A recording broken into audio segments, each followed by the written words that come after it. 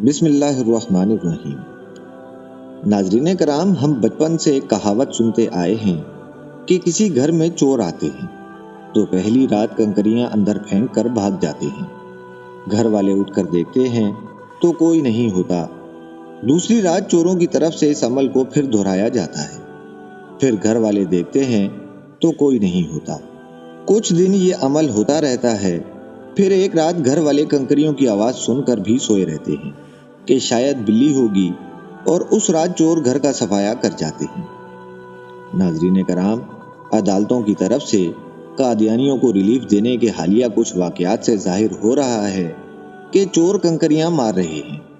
اگر ہم سوتے رہ گئے تو قادیانیوں کے ساتھ ساتھ ان قریب اسرائیل کو بھی تسلیم کر لیا جائے گا۔